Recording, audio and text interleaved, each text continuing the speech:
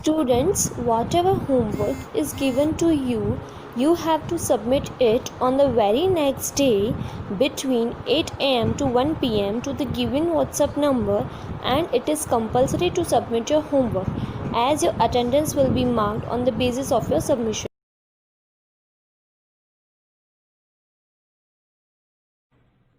The Thar Desert. The Thar Desert, or the Great Indian Desert, is a large dry region.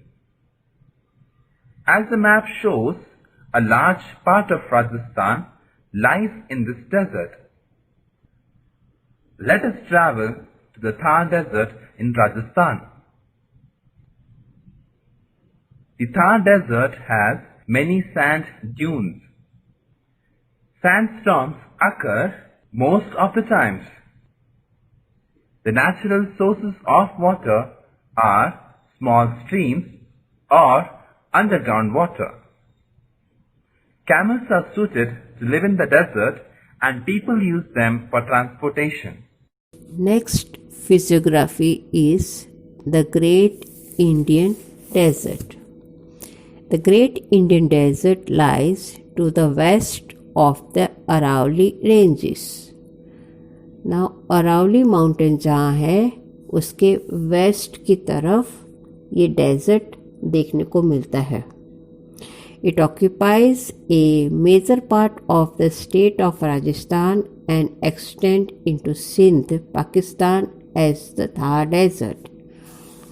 और ये जो है राजस्थान का लगभग बहुत बड़ा पार्ट को कवर करता है, यानी कि राजस्थान में बहुत बड़े पार्ट में ये डेजर्ट देखने को मिलता है और सिंध तक ये फैला हुआ है जहाँ पे आजकल पाकिस्तान है और वहाँ उसे थार डेजर्ट भी कहते हैं और ग्रेट इंडियन डेजर्ट भी कहते हैं. The land is gradually flat and covered with sandy soil. और रेत है यहाँ पर. डेजर्ट में हमें क्या देखने को मिलता है? रेत. और फ्लैट यानी कि समांतर है. ज़मीन है वो सीधी है, ऊंची नीची नहीं होती है. It is a dry region with hardly any river. यहाँ पे लगभग कोई भी रिवर नहीं है, एक आध रिवर ही देखने को मिलती है यहाँ पे डेजर्ट में. The river that are present in the region do not have enough water to reach the sea. और वो रिवर इतनी कम पानी वाली होती है कि उसका पानी डेजर्ट में ही बीच में ही सूख जाता है. वो नदी समुंदर तक पहुँचती नहीं है, उससे पहले ही वो डेजर्ट के अंदर सूख जाती है. दे आर ड्राई अप और डिसअपियर इनटू द सैंड. मिट्टी में वो सूख जाती है. The river Luni is the only large river in this region. तो इस डेजर्ट की एक ही बड़ी नदी है, उसका नाम है लूनी. तो इस तरह से ये इंडियन डेजर्ट है वो राजस्थान के बहुत बड़े पार्ट को कवर करती है. और ये जो अरावली माउंटेन है, आपको पहले ही बताया अरावली रेंजेस है, उसके west of the Aravalli mountain है, उसके वेस्ट से ये डेजर्ट शुरू होता है. अरावली माउंटेन के वेस्ट डायरेक्शन में होता है. Now the next is coastal plain यानी कि समुंदर का किनारा. तो हमारे इंडिया में ईस्ट की तरफ भी बे ऑफ बंगाल है, वेस्ट की तरफ अरेबियन सी है, साउथ में इंडियन ओशन है. इसलिए हम कह सकते हैं कि तीन तरफ जो है समुंदर से ये घिरा हुआ है. तो तीनों तरफ समुंदर का किनारा है जिसको हम कोस्टल प्लेन कहते हैं. The Deccan plateau has two narrow strip of coastal plain along the Bay of Bengal, Eastern Coastal Plain and the Arabian Sea, western coastal plane. तो जहाँ पे दक्कन प्लेटू है उसके बाजू में नैरो स्ट्रिप, दक्कन प्लेटू ख़त्म होता है, फिर वहाँ पे प्लेटूज़ हैं एक तरफ, बराबर. दक्कन प्लेटू ट्रायंगल में है तो दोनों तरफ ट्रायंगल में मतलब दोनों तरफ जो लाइन पड़ती है वहाँ पे स्ट्रिप है, वो नैरो 2 स्ट्रिप है। एक है ईस्टर्न कोस्टल प्लेन और दूसरा है वेस्टर्न कोस्टल प्लेन। बंगाल की तरफ है वो ईस्टर्न है और अरेबियन सी की तरफ है वो वेस्टर्न है। The eastern coastal plane lies along the Bay of Bengal. It is known as the Northern Sircar to the north of the river Godavari. तो साउथ में जो गोदावरी रिवर है उसके ऊपर का हिस्सा है, वहाँ पे ईस्ट कोस्टल प्लेन है। Then and the Coromandel coast to the south, और जो गोदावरी नदी के नीचे का हिस्सा है उसको कोरोमंडल कोस्ट कहते हैं। ओके, तो इस तरह से ईस्टर्न कोस्टल प्लेन है वो 2 भागों में बटा है। एक नाम है नॉर्दर्न सिरकार्स और एक है कोरोमंडल, और बीच में गोदावरी नदी देखने को मिलती है। This comprise the fertile delta of the river Mahanadi, Godavari, Kaveri, Krishna. और इस तरह से यहाँ पे जो ये 4 नदियाँ हैं उससे बहुत ही अच्छा फर्टाइल डेल्टा भी बनता है। The eastern coastal plain are bordered and more level than the western coastal plain. The coast line is regular. तो ये जो कोस्ट है, समुद्र का किनारा है, वो काफ़ी अच्छे से बना हुआ है, काफ़ी उसका अच्छा लेवल है वेस्ट कोस्टल प्लेन के कंपैरिजन में। ये काफ़ी रेगुलर है और सीधा बना हुआ है। अब हम देखते हैं western coastal plain lies along the Arabian sea. वो वेस्ट की तरफ अरेबियन सी है, वहाँ पर है ये plain. It is known as the Konkan coast in Maharashtra and Kanara coast in Karnataka and the Malabar coast in Kerala। तो आप वेस्ट की तरफ देखोगे तो जहाँ महाराष्ट्र है वहाँ पे कोंकर कोस्ट कहते हैं। महाराष्ट्र के जो समुद्र का किनारा है उसको क्या कहते हैं? कोंकर कोस्ट कहते हैं। फिर कर्नाटका के पास जो समुद्र का किनारा है उसको कनारा कोस्ट कहते हैं, और जो केरला के पास है समुद्र का किनारा उसको कहते हैं Malabar coast. The western coastal plain are narrow and uneven with a broken coast line. और जो वेस्ट का है वो अनइवन है, एकदम सीधा नहीं है, ईस्टर्न कोस्ट के जैसे रेगुलर नहीं है, ये ब्रोकन है और थोड़ा नैरो भी है। अब आप ग्रेट इंडियन डेजर्ट को देखेंगे, जो अरावली माउंटेन है यहाँ पे हमारा, उसके वेस्ट में ये है। अरावली माउंटेन का ईस्ट हुआ ये वेस्ट हुआ। तो ग्रेट इंडियन डेजर्ट जो ऑलमोस्ट राजस्थान स्टेट को कवर करता है, जो ये डार्क कलर में आपको दिख रहा है वो ग्रेट इंडियन डेजर्ट है। ओके, इसको थार डेजर्ट भी कहते हैं। और इसमें एक ही नदी है Luni.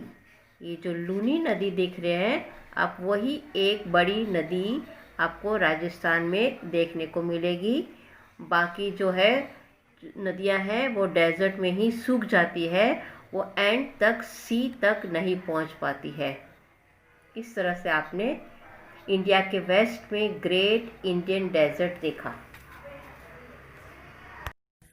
Now the next physiography is islands. Two group of islands also form a part of India. तो 2 समूह, ग्रुप यानी समूह, आइलैंड का द्वीप का समूह है जो इंडिया का एक पार्ट भी कहा गया है। आइलैंड मतलब जमीन हो बीच में और चारों तरफ से पानी हो। चारों तरफ से जब पानी से घिरा हुआ जमीन का टुकड़ा हो उसको हम कहते हैं आइलैंड। तो Andaman Nicobar island and the Lakshadweep island, तो ये दो ग्रुप ऑफ आइलैंड है जो इंडिया के पार्ट्स भी हैं।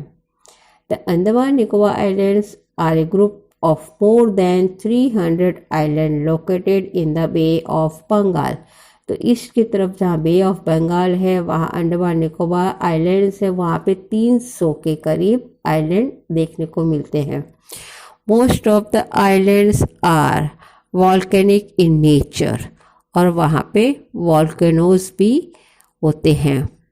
India's only active volcano erupted in barren island in the Andamans, और एक बैरन आइलैंड है वो एक्टिव कहा जाता है, यानी कि वहाँ पे से ज्वालामुखी निकलता है। The Lakshadweep island are a group of 36 coral island in the Arabian sea, और लक्षद्वीप में 36 आइलैंड है और उन आइलैंड को कहा है कोरल आइलैंड। तो कोरल से क्या समझते हो? कोरल एक हार्ड सब्सटेंस होता है जो वाटर एनिमल्स होते हैं उनमें से ही बनता है। जब वो डाई हो जाते हैं तो उनका जो स्केलेटन होता है उस स्केलेटन में से ही वो सब्सटेंस बनता है, या तो हम वो स्केलेटन ही कह सकते हैं जो हार्ड होते हैं, उसी को हम कोरल कहते हैं। तो इस तरह के वहाँ पे कोरल आपको इस आइलैंड में देखने को मिलते हैं। This island are located 300 kilometres to the west of the coast of Kerala, और केरला से ये 300 किलोमीटर के करीब है ये Lakshadweep island. Lakshadweep means 100,000 island, और इस तरह से लक्षद्वीप का मतलब 100,000। कई यहाँ पे आइलैंड्स होते हैं इसलिए इसको लक्षद्वीप भी कहा है। India is called a subcontinent as it is vast and a more or less self contained subdivision of a continent. तो सब कॉन्टिनेंट मतलब क्या? तो सब कॉन्टिनेंट मतलब एक ऐसा देश जो है अपने आप में सेल्फ कंटेंट है, वो चारों तरफ से जो है अपने आप में स्वतंत्र होता है और अपने आप में सेल्फ डिपेंड होता है। मोर or less self content sub division of a continent, कोई भी कॉन्टिनेंट का ऐसा कंट्री जो अपने आप में है, कंटेंट है, अपने आप में वो पूर्ण है और वास्ट होता है, तो उसको हम सब कॉन्टिनेंट भी कहते हैं। तो इस तरह से इंडिया है हमारा सब कॉन्टिनेंट में आता है।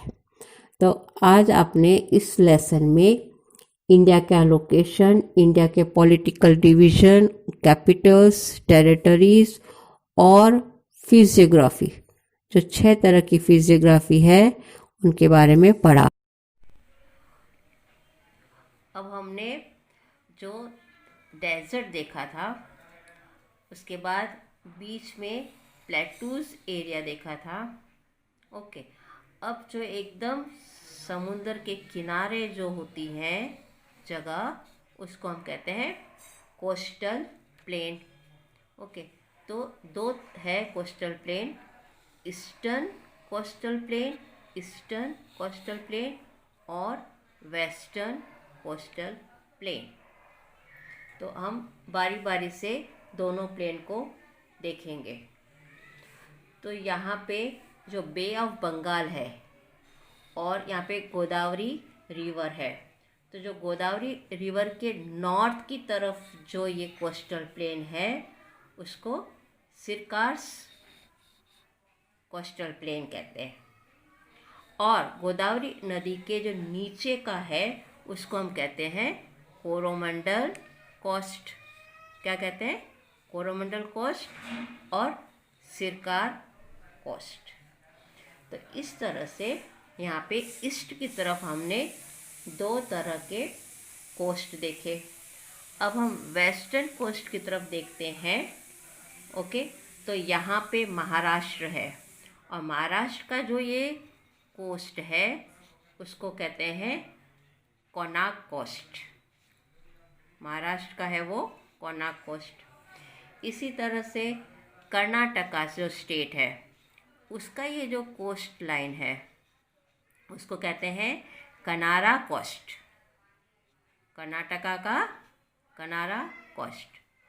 और फिर बाद में जो केरला है, ये केरला स्टेट है, उसका जो केरला स्टेट है उसका जो सी कोस्ट है उसको कहते हैं मलबार कोस्ट।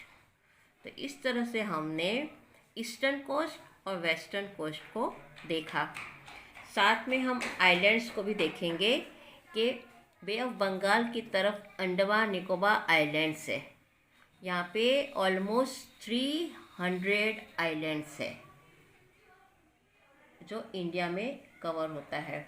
और इस तरह से वेस्ट की तरफ देखें तो लक्षद्वीप, ये सारे जो हैं लक्षद्वीप आइलैंड्स हैं, और ये लगभग 36 आइलैंड्स है जिसको कोरल आइलैंड्स भी कहते हैं, जो अरेबियन सी के अंदर लोकेट है। तो कोरल यानी कि ऐसी सब्सटेंस, ऐसा हार्ड सब्सटेंस जो डेड एनिमल्स से बनता है। तो यहाँ पे ये कोरल जो हमको बहुत मिलते, कोरल रीफ बहुत मिलती है, इसलिए इसको कोरल आइलैंड भी कहा है लक्षद्वीप को। तो इस तरह से हम जो है आइलैंड्स को भी देखा, हमने कोस्टल प्लेन को देखा, प्लेटूज को देखा, डेजर्ट को देखा, रिवर प्लेन को देखा और माउंटेन रीजन को देखा। तो इस तरह से इंडिया की हमने 6 तरह की फिजियोग्राफी देखी।